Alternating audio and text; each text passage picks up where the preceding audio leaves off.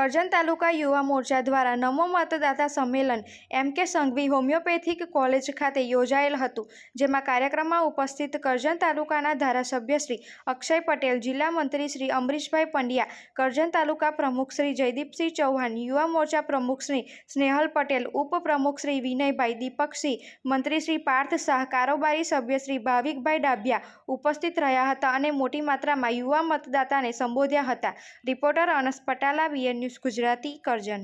50 લાખ નવા મતદાતાઓનું આખા ગુજરાતની અંદર સંમેલન આવી રીતે નાના મોટા રાખવામાં આવેલા છે। ત્યારે મધ્યપ્રદેશની અંદર પણ જ્યારે અમને ચૂંટણી ગઈ ત્યારે પણ અમને જવાબદારી સોંપવામાં આવી હતી। ગામે ગામ નવા મતદાતાઓના સંમેલનો કર્યા અને લગભગ 90 થી 95% મતદાતાઓ જે યુવાનો છે એને રાષ્ટ્રના હિતમાં ભારતીય જનતા પાર્ટીને મતદાન કર્યું છે અને આવનારા દિવસોની અંદર બધાને વિશ્વાસ છે કે રાષ્ટ્રની હિતની વાત કરનારી આ ભારતીય જનતા પાર્ટીની સરકારની અંદર તમામ નવા મતદાતાઓ ભારતીય જનતા પાર્ટીને મત આપે એવી એક અમને આશા છે અને ભારતીય જનતા પાર્ટી